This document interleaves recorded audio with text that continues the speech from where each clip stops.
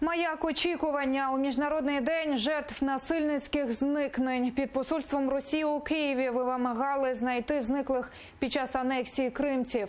Лідери Меджлісу, правозахисники та активісти принесли з собою особисті речі тих, кого не можуть знайти на півострові вже кілька років. Докладніше мої колеги.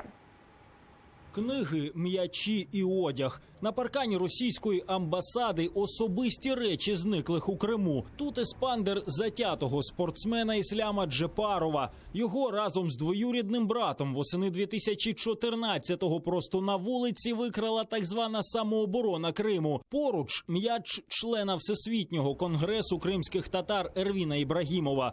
Хлопець не уявляв свого життя без футболу. Проте в 2016-му його викрали люди у формі російської дорожньої поліції.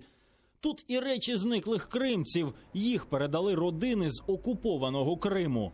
Ці речі, які ми повісили перед посольством, які ми виставили перед посольством, є певними маячками того, що от вони чекають тих, хто має повернутися до цих речей.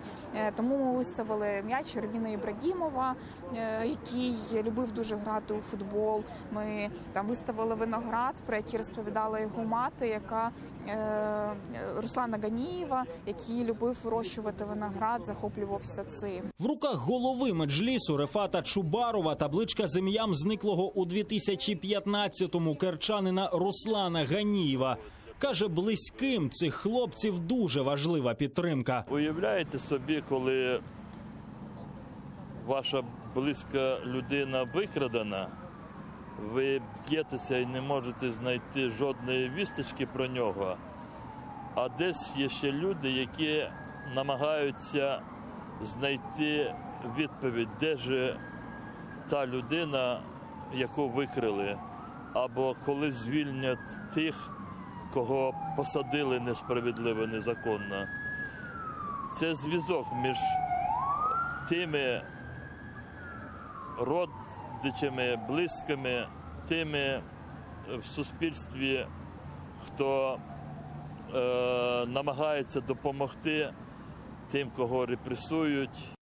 Акція на підтримку зниклих на півострові під час анексії відбувається вже в 26-те. Сьогодні її приурочили до Міжнародного дня зниклих безвісти.